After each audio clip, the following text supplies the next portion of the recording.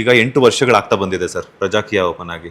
So Sandalwood cinema ರಂಗದಲ್ಲಿ director ಆಗಿ ಗೆದ್ದಿದ್ದೀರಾ, ನಟರಾಗಿ ಗೆದ್ದಿದ್ದೀರಾ. ಪ್ರಜಾಕೀಯ ಒಂದು ಗೆಲ್ಬೇಕಾ? ಪ್ರಜಾಕೀಯ ಪಕ್ಷ ಯಾಕೆ ಗೆಲ್ತಾ ಇಲ್ಲ ಅನ್ನುವಂಥದ್ದು. ಅಲ್ಲ, ನಾನ್ ಗೆಲ್ಬೇಕು ಅಂತ ನೀವು ಬಯಸ್ತಾ ಇದ್ದೀರಾ? ಹೌದು ಸರ್. ನಾನು ರಾಜಕೀಯಕ್ಕೆ ಹೋಗಿ ಗೆಲ್ತೀನಿ ಬಿಡಿ. ಅವಾಗ ಪ್ರಜಾಕೀಯ ಅಂತಂದ್ರೆ ರಾಜಕೀಯ ಅಲ್ವಾ ಸರ್? ಏನ್ ಹೇಳೋದು ನಿಜ, ಇಷ್ಟೆಲ್ಲ ಹೇಳಿದ್ರು ಇನ್ನು ಪ್ರಜಾಕೀಯ ರಾಜಕೀಯ ಅಲ್ವಾ ಸರ್ ಅಂದ್ರೆ? ಈ ರಾಜಕೀಯ ಅಂದ್ರೆ ಏನ್ ಹೇಳಿ, ನನ್ನ ಬಲದಿಂದ ನಾನು ಗೆಲ್ಲೋದು, ನನ್ನ ಫೇಸ್ ವ್ಯಾಲ್ಯೂಯಿಂದ ನಾನು ಗೆಲ್ಲೋದು, ನನ್ನ ಒಂದು ಶಕ್ತಿಯಿಂದ ನಾನು ಗೆಲ್ಲೋದು. ಅರ್ಥ ಆಯ್ತಾ? ಇದು ಹಂಗಲ್ಲ, ಪ್ರಜೆಗಳಿಗೋಸ್ಕರ ಮಾಡಿರೋದು ಇದು.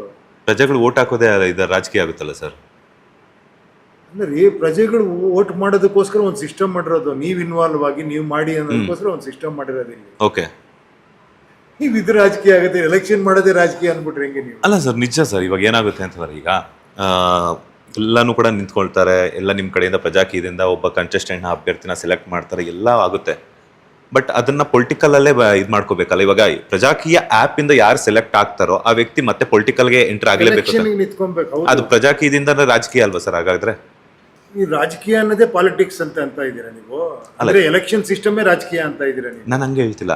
ಈಗ ಪ್ರಜಾಕೀಯ ಆಪ್ ಇಂದ ಸೆಲೆಕ್ಟ್ ಆಗಿರುವಂತಹ ಕಂಟೆಸ್ಟೆಂಟ್ ಪೊಲಿಟಿಕಲ್ ಗೆ ಪಾರ್ಟಿಸಿಪೇಟ್ ಮಾಡ್ತಾರೆ ಯಾವುದೋ ಒಂದು ಕ್ಷೇತ್ರದಿಂದ. ಅವ್ನು ಎಲೆಕ್ಷನ್ ನಿಂತ್ಕೊಂತಾನೆ, ಅವಾಗ ಪ್ರಜಾಕೀಯ ಆಪ್ ಇಂದಾನೆ ಆ ಒಂದು ಪೊಲಿಟಿಕ್ಸ್ ಅಲ್ಲಿ ನಡೆಯುತ್ತೆ ಅಂತ, ಪಾಲಿಟಿಕ್ಸ್ ನಡೆಯುತ್ತೆ ಅಂತ ನೀವು ಹೆಂಗಾರ ಅನ್ಕೊಳ್ರಿ. ನೀವು ಇದನ್ನ ಪ್ರಜಾಕೀಯನೇ ರಾಜಕೀಯ ಅನ್ಕೊಳ್ಳಿ. ಇದು ಈ ಸಿಸ್ಟಮ್ ಅಂತ ಹೇಳ್ತಾ ಇದ್ದೀನಿ. ಒಂದು ಸಿಸ್ಟಮ್, ಒಂದು ಆಪ್ ಸಿಸ್ಟಮು ಪ್ರಜೆಗಳು ಸೆಲೆಕ್ಟ್ ಮಾಡೋದಕ್ಕೆ ಒಂದು ದಾರಿ ಮಾಡಿಕೊಟ್ಟಿರೋದು ಅಂತ. ಇವಾಗ ರೆಗ್ಯುಲರ್ ಆಗಿ ಏನಾಗುತ್ತೆ, ನಾನು ಪೊಲಿಟಿಕಲ್ ಪಾರ್ಟಿ ಲೀಡರ್, ನಾನ್ ಕರಿತೀನಿ, ನೀನ್ ಬರಯ, ನೀನ್ ನಿಂತ್ಕೊಳ್ಳಯ ಅಂತ ಹೇಳ್ತೀನಿ, ನಾನ್ ನಿಲ್ಲಿಸ್ತೀನಿ.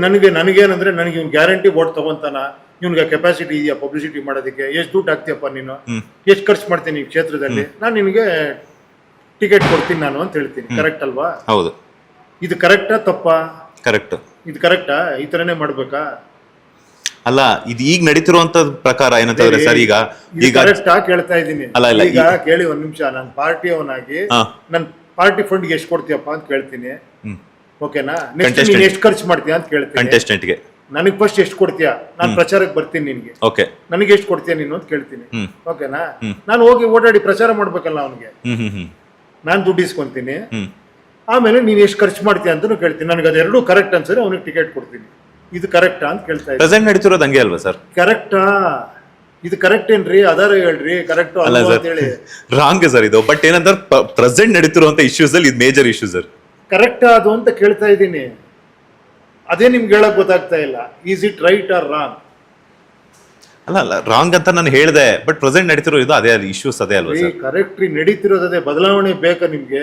ಬದಲಾವಣೆ ಬೇಕು ಸರ್, ಬದಲಾವಣೆ ಬೇಕು. ಏನ್ ಬೇಕು ಬದಲಾವಣೆ ನಿಮ್ಗೆ? ಅದೇ ಕರೆಕ್ಟ್ ಅಂತೀರಾ, ತಪ್ಪಂತೀರಾ, ಅದೇ ಗೊತ್ತಾಗ್ತಿಲ್ಲ ನಿಮ್ಗೆ. ಹಂಗಲ್ಲ ನಾನು ಹೇಳ್ತಿರೋದ್ರಲ್ಲಿ ಹಿಂಗೆ ಅಂತಂದ್ರೆ, ಇವಾಗ ನೀವು ಹೇಳ್ತಿರುವಂತ ವಿಚಾರ ಕರೆಕ್ಟು. ಸಾರಿ, ನೀವು ಹೇಳ್ತಿರುವಂತ ವಿಚಾರ ಏನ್ ಒಬ್ಬ ವ್ಯಕ್ತಿ ಬರ್ತಾರೆ, ದುಡ್ಡಿಸ್ಕೊಳ್ತೀರಾ, ನಾನು ಪ್ರಚಾರಕ್ಕೆ ಹೋಗ್ತೀನಿ ಅಂತ ಹೇಳ್ಬಿಟ್ಟು ಹೇಳ್ತೀರಾ, ಇದು ರಾಂಗ್ ಅಲ್ವಾ? ಇದು ರಾಂಗ್ ನನ್ನ ಪ್ರಕಾರ.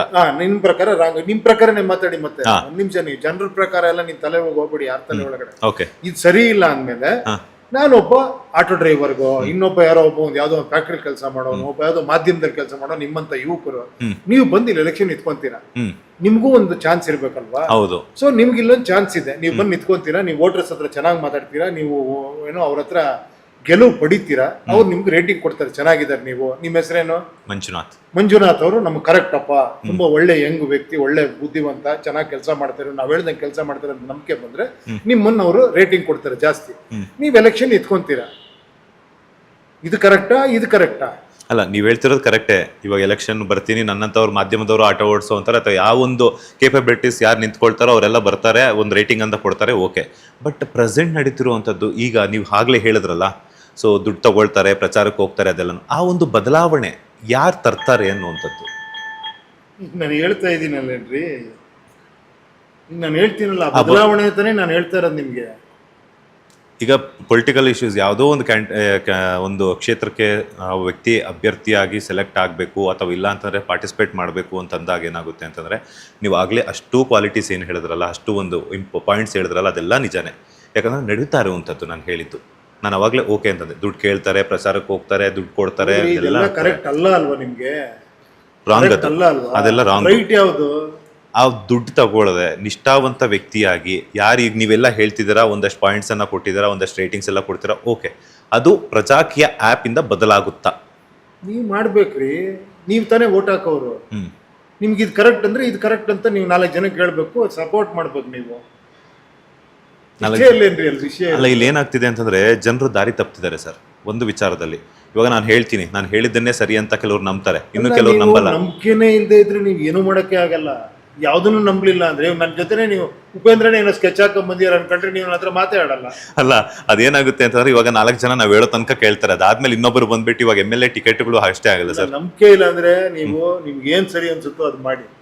ಡೌಟ್ ಇಟ್ಕೊಂಬಿಡಿ, ಯಾವ್ದ್ರಲ್ಲೋ ಒಂದು ನಂಬಿಕೆ ಇಟ್ಕೊಳ್ಳೇಬೇಕು. ಅಟ್ಲೀಸ್ಟ್ ಈಗ ಪ್ರೆಸೆಂಟ್ ಸಿಸ್ಟಮ್ ಚೆನ್ನಾಗಿದ್ಯಪ್ಪ ಅದಕ್ಕೆ ಸಪೋರ್ಟ್ ಮಾಡಿ, ತಪ್ಪಲ್ಲ. ಡೌಟ್ ಅಲ್ಲಿ ಯಾಕಿರ್ತೀರಾ? ಈ ಕಡೆ ಅದು ಸರಿನಾ, ಇದು ಸರಿನಾ, ಇದು ಕರೆಕ್ಟಾ, ಅದು ಕರೆಕ್ಟಾ, ಡೌಟ್ ಯಾಕೆ? ಡೌಟ್ ಬರಬಾರ್ದು. ಯಂಗ್ಸ್ಟರ್ಸ್ ಡೌಟ್ ಅಂತಂದ್ರೆ ಎಲ್ಲಾ ತರದ, ಇವಾಗ ಒಂದೊಳ್ಳೆ ಕೆಲಸ ಮಾಡಕ್ ಹೋಗ್ತಿದ್ವಿ ಅಂತಂದಾಗ ಆ ಪಾಸಿಟಿವ್ ಏನು ನೆಗೆಟಿವ್ ಏನು, ಆ ಕೆಲಸ ಮಾಡೋದ್ರಿಂದ ನಮ್ಗೆ ಉಪಯೋಗಗಳೇನು ಅನಾನುಕೂಲಗಳೇನು ಅದನ್ನೆಲ್ಲ ಯೋಚನೆ ಮಾಡೋದು ಕೆಲಸ ಮಾಡ್ಬಿಡಿ ಫಸ್ಟ್. ಇಷ್ಟೆಲ್ಲ ಯೋಚನೆ ಮಾಡಿ ಕೂತ್ಕೊಂಡು ಏನೋ ಮಾಡ್ತಾ ಇಲ್ಲ ನೀವು. ಅಟ್ಲೀಸ್ಟ್ ಏನೋ ಒಂದು ಮಾಡಿ, ಏನೋ ಒಂದು ಆಗುತ್ತೆ. ಅಲ್ಲ, ಒಂದಷ್ಟು ಸರ್ಟನ್ ಪ್ಲಾನ್ಸ್ ಅಂತ ಹಾಕೊಂಡಿರ್ತಿರಲ್ಲ ಸರ್. ಈಗ ಓವರ್ ಪ್ಲಾನ್ ಮಾಡಬೇಡಿ ಲೈಫ್ ಅಲ್ಲಿ. ಓಕೆ, ಏನೋ ಒಂದು ಹೇಳ್ತೀಯಾರಪ್ಪ, ಕೇಳಿಸ್ಕೊಳ್ಳಿ. ಇದು ಕರೆಕ್ಟ್ ಅನ್ಸಿದ್ರೆ, ನಿಮ್ಗೆ ಅನ್ಸಿದ್ರೆ ಅದಕ್ಕಿನ್ನ ಇದು ಬೆಟರ್ ಅನ್ಸಿದ್ರೆ ಸಪೋರ್ಟ್ ಮಾಡಿ ಅಷ್ಟೇ. ಇಲ್ಲಪ್ಪ ಅದೇ ಕರೆಕ್ಟ್ ಅನ್ಸಿದ್ರೆ ಅದಕ್ಕೆ ಸಪೋರ್ಟ್ ಮಾಡಿ. ಓಕೆ ಸರ್, ನನ್ನ ಸ್ಟ್ರೈಟ್ ಕ್ವಶನ್ ಏನಂತಂದ್ರೆ, ಇವಾಗ ಪ್ರಜಾಕೀಯ ಆಪ್ ಅಥವಾ ಪ್ರಜಾಕೀಯ ಅನ್ನುವಂತಹ ಒಂದು ಇದರಿಂದ ಕರ್ನಾಟಕ ರಾಜಕೀಯ ರಣರಂಗದಲ್ಲಿ ನಡೀತಾ ಇರುವಂತಹ ಒಂದಷ್ಟು ಇಶ್ಯೂಸ್ ನ ಸಾಲ್ವ್ ಮಾಡಬಹುದಾ ಅಥವಾ ಬದಲಾವಣೆ ಮಾಡಬಹುದಾ? ಫಸ್ಟ್ ಈ ಬದಲಾವಣೆ ನೀವು ಮಾಡ್ತೀರಾ? ಯಾವ ಬದಲಾವಣೆ? ನಾನು ಹೇಳಿ ಬದಲಾವಣೆ ನೀವು ಆಗ್ತೀರಾ? ಕನ್ಫ್ಯೂಷನ್ ಇರಲ್ಲ ತಾನೆ? ಕನ್ಫ್ಯೂಷನ್ ಏನಿಲ್ಲ. ನನಗೆ ಕರೆಕ್ಟ್ ಅದಕ್ಕೆ ಸಪೋರ್ಟ್ ಮಾಡ್ತೀರಾ ತಾನೆ? ಖಂಡಿತವಾಗ್ಲು. ನಿಮ್ಗೆ ಅದು ಸರಿ ಇಲ್ಲ, ದುಡ್ಡಿಸ್ಕೊಂಡು ಪ್ರಚಾರ ಮಾಡ್ತೀನಿ ನಾನು, ಆ ಪ್ರಚಾರಕ್ಕೆ ಓಟ್ ಹಾಕ್ತೀನಿ. ಸರಿ ಇದೆಯಾ? ಸರಿ ಇಲ್ಲ. ಸರಿ ಇಲ್ಲ. ಸರಿ ಇಲ್ಲ ಆಮೇಲೆ ಸರಿ ಯಾವ್ದೋ ಅದಕ್ಕಿನ್ನ ಬೆಟರ್ ಆಗಿರೋದಕ್ಕೆ ಹೋಗ್ಬೇಕು ತಾನೆ? ನೀವು ಹೋಗ್ಬೇಕಾ ಬೇಡವಾ? ಅಲ್ಲ, ಹೋಗ್ಬೇಕು ಮಾಡಿ ಅಂತ ಹೇಳ್ತಾ ಇದ್ದೀನಿ ಅಷ್ಟೇ. ಅದಕ್ಕೆ ಸಪೋರ್ಟ್ ಮಾಡಿ, ನೋಡೋಣ ನೆಕ್ಸ್ಟ್ ಅದ್ರಲ್ಲೇನೋ ಮತ್ತೆ ತಪ್ಪಾದ್ರೆ ಮತ್ತೆ ತಿದ್ಕೊಳ್ಳೋಣ. ಪ್ರಜೆಗಳಿಂದ ಪ್ರಜಾಕೀಯ, ಪ್ರಜೆಗಳಿಗಾಗಿ ಪ್ರಜಾಕೀಯ, ಪ್ರಜೆಗಳಿಗೋಸ್ಕರ ಪ್ರಜಾಕೀಯ ಮಟ್ಟ